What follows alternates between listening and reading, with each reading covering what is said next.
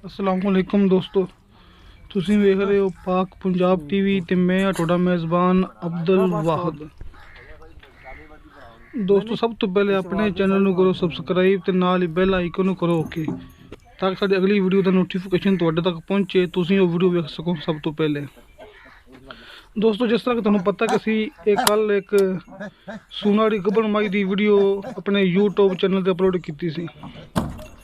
दोस्तों, अपनी मझ पसंद आई है। अपने सबसक्राइबर है ने मोहम्मद साकिब नाम उन्हां दा ते शेखुपुर दे रिहायशी ने। शेखुपुर दे विचों अपने सबसक्राइबर मोहम्मद साकिब जिन्हां नूं ये मझ अपनी पसंद आई है ते मझ इन्हां ने माशाअल्लाह खरीद लई है।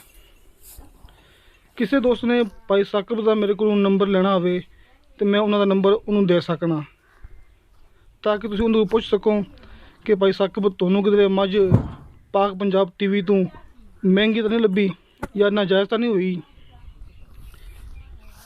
या तुहाडे नाल कोई गलत फहमी या कोई वाधा घाटा होया होवे, तुसीं भाई साकिब तो पुछ सकदे जे। ते मैं भाई साकिब का नंबर अपने हर दोस्त नूं देण वास्ते तैयार हैगा। दोस्तों, तुहानूं साडी वीडियो पसंद आवे, साडी वीडियो नूं लाइक ते शेयर जरूर करो ते अपने बेहतरीन जे कमेंट्स लेके भेजो। दोस्तों, मेरा नंबर डिस्क्रिप्शन में लग्या होंदा है 0304 30 99 539। दोस्तों, अपना व्हाट्सअप नंबर है।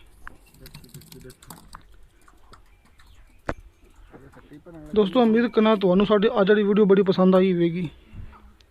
तो दोस्तों, मिलने आ अगली वीडियो ते। खुदा हाफिज़।